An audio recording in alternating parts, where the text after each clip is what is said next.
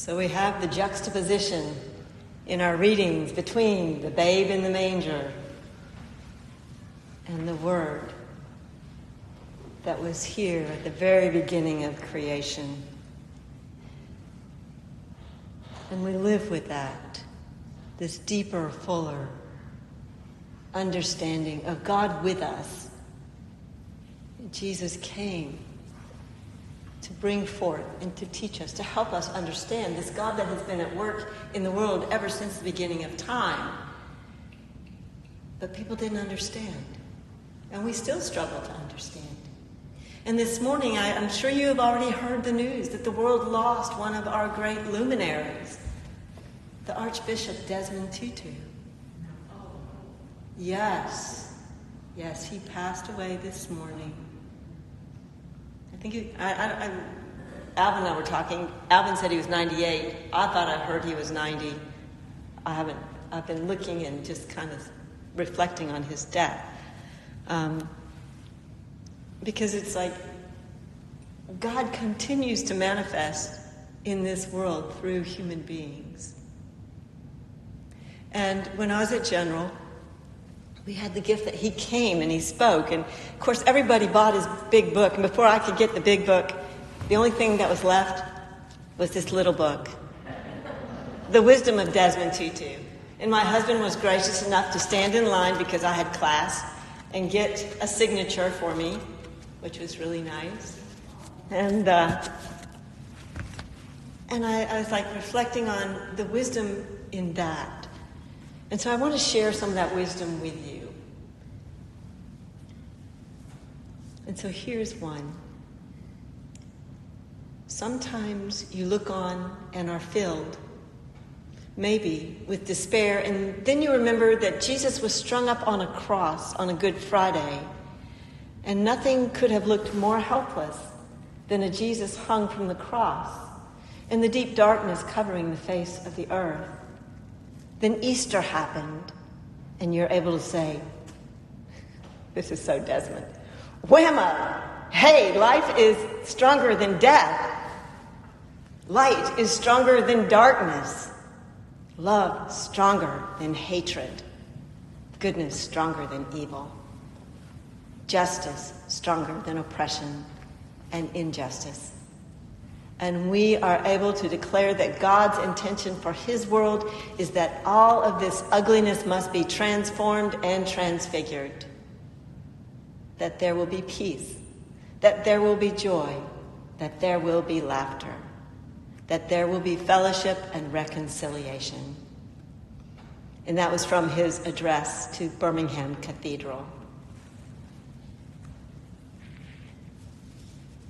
And if anyone knew about darkness and light in the world, in his journey through apartheid in South Africa, and the work that he did with the reconciliation, he lived into the depths of it. He lived into the depths of people dying and being killed, being treated as less than for the color of their skin, because they were African. And the whites ruled. And he challenged that. And he challenged it as a moral, ethical part of his life, lived out in faith. And here's another quote. God was always on the side of the oppressed and the exploited, not because they are morally better than their oppressors. No, he is on their side solely because they are oppressed. He wants them to be fully human. And when he liberates the oppressed, he also liberates the oppressor. Because whites in South Africa will never be truly free until all of us are free. And that was from his greetings to the Soweto students. And that's how it is with oppression. We look in our world today, we are holding each other. It's like in a death spiral. And that's what was happening in South Africa then. and to release and to forgive and to get beyond. In forgiving one, you release yourself and you release the other. And it's not easy. Lord knows, he knew it wasn't easy work. He listened to all the stories of people.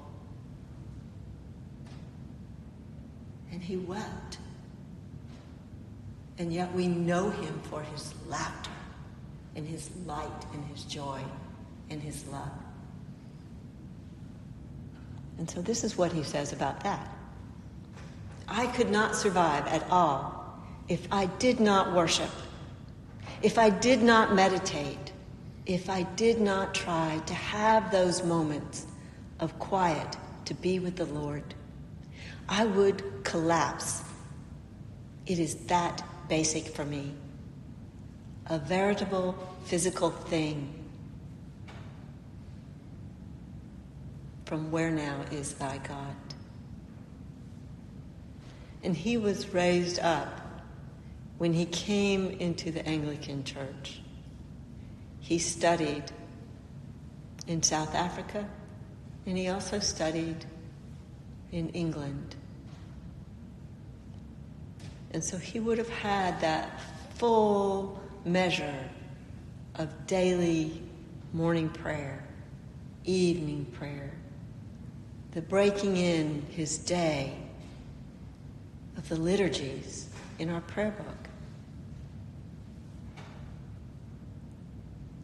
And it's always that constant reminder and that constant connection with God. We think, oh, well, this is an obligation. I have to do this. I just have to do this. And then you go, I don't want to do that. I don't want to do that. And yet, to sit in those precious moments and devote yourself to God, just for a breath, just for a moment, in the words, in the beauty of creation, in the gift of relationship, of sitting with someone and listening to them, not thinking about how you're going to respond or what it means or anything else, but just listening another into wholeness. These are the gifts. And he says on reconciliation, and this is just a part of the quote, forgiving and being reconciled to our enemies, to our loved ones, are not about pretending that things are other than they are. It is not about patting one another on the back and turning a blind eye to the wrong. True reconciliation exposes the awfulness, the abuse, the hurt, the truth. And all of that, and that's the end of his quote, and all of that is embraced and transformed and transfigured in love.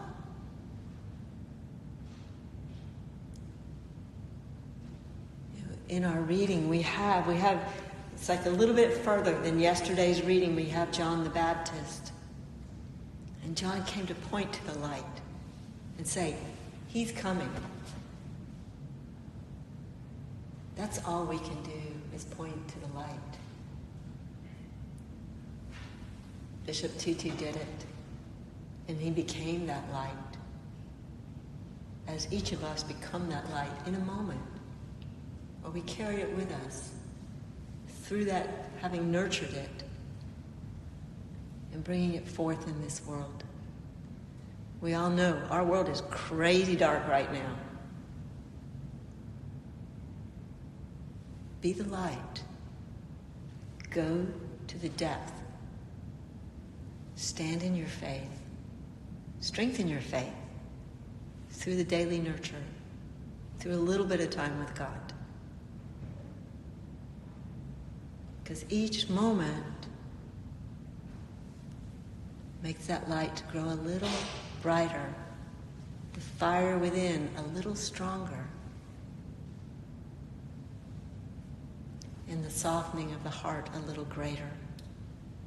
It's easy to harden our hearts.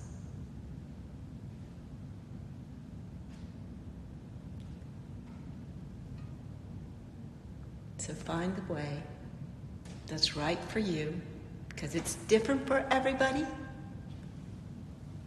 or you let God in. You seek God out, and you let God flow through you. Amen.